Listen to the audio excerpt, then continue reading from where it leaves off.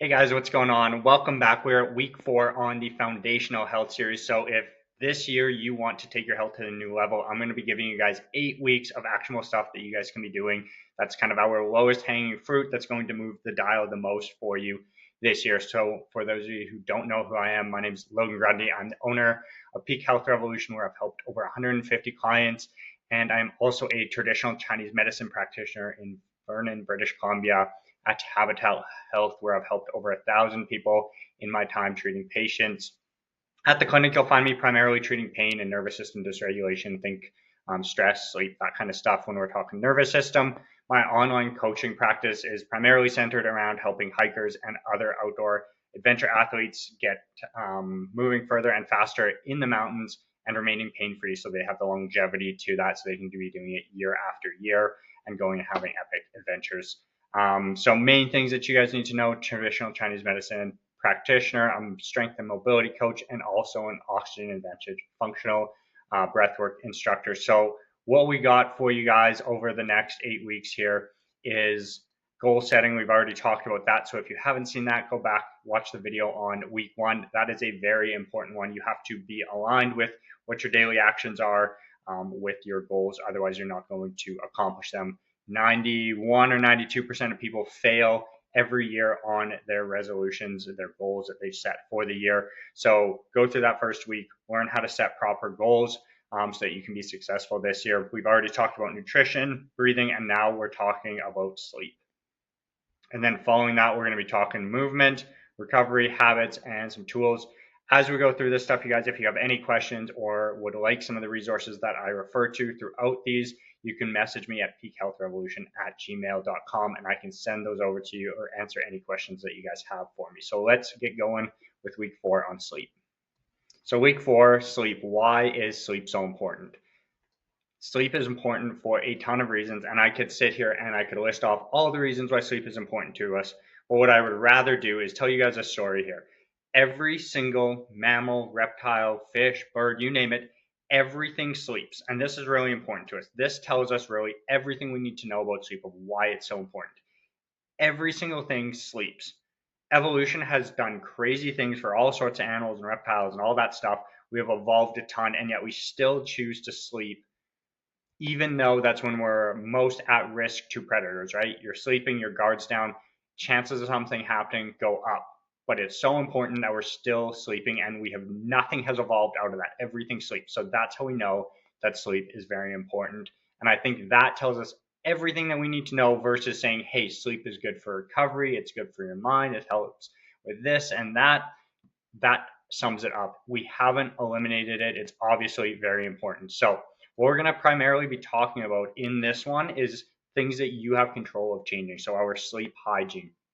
Sleep hygiene is very simply just the habits and routines that you have around your sleep schedule. So that's what we're going to be focused on. So what we're going to be talking about are these things right here. If you can do this, your sleep is going to get significantly better. I will talk about 2 other things that people are often doing that we get caught up on, that you might be doing all of this right, but you're doing these 2 little things. So stick around for a little bit further down here and we'll talk about those 2 things. But number one thing, you guys, we're surrounded by technology nowadays, whether it's your TV, your iPad, your computer, or your phone.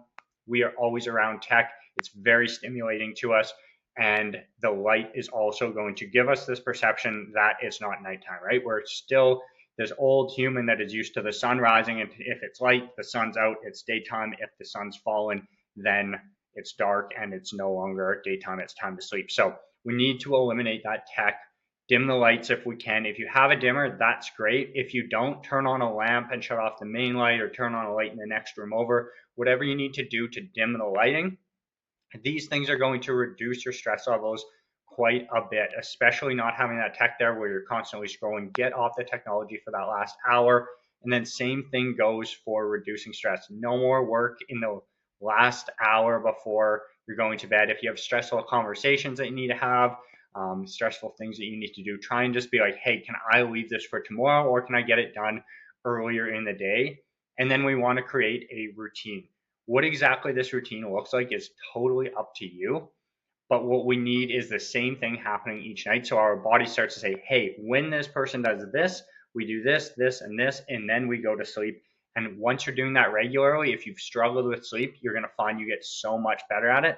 What we want to do is things that follow these rules, right? No tech, dimming the lights, reducing stress. So think like reading a book, maybe doing some foam rolling or some stretching or having light conversation, whatever that thing's going to be for you, having a cup of tea, whatever those things are, create a routine that's down regulating to your nervous system. So whatever is going to put you in a state where you're not feeling stressed and you're feeling relaxed.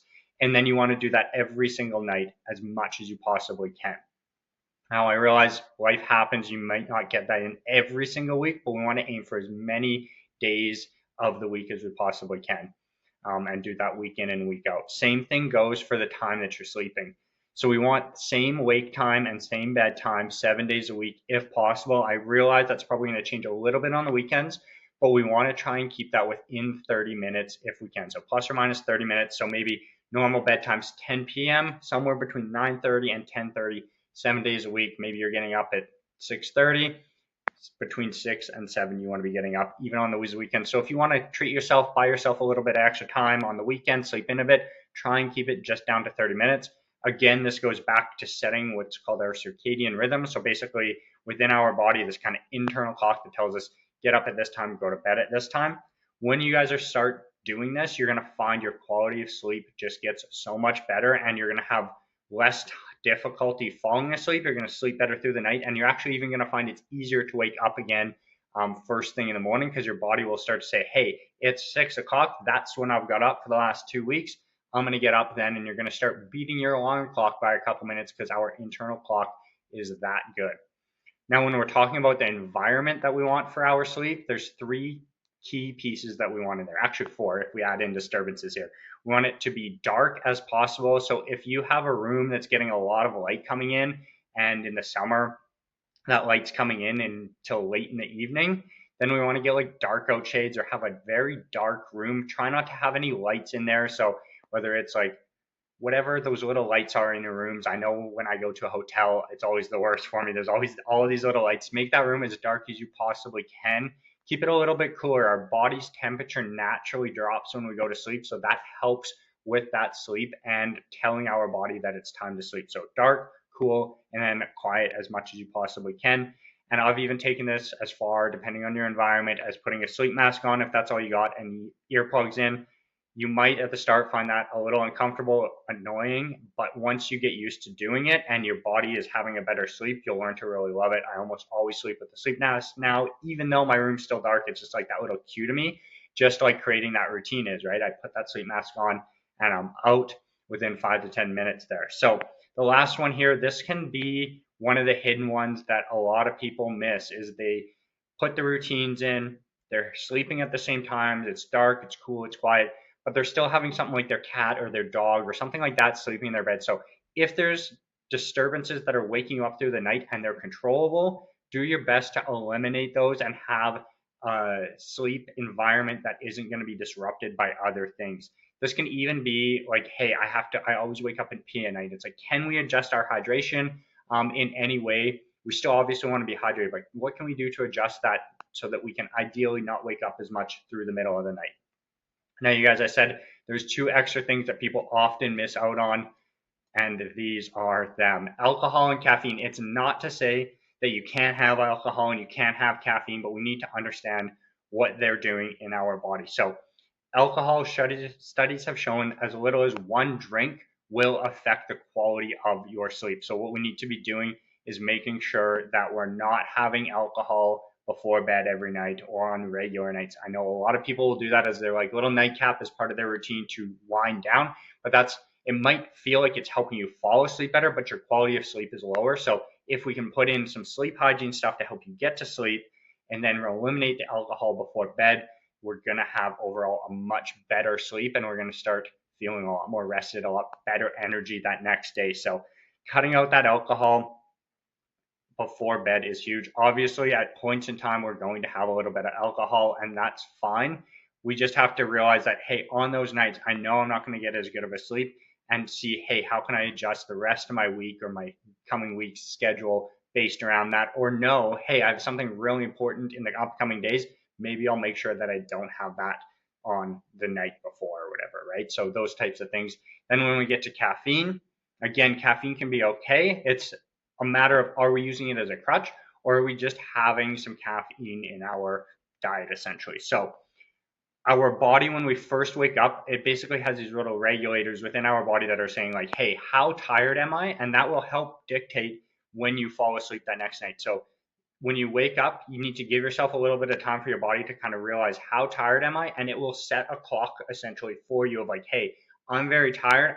I'm going to plan for 8 hours or 10 hours from now to be telling my body to wind down and go to sleep, versus, hey, I'm feeling really good.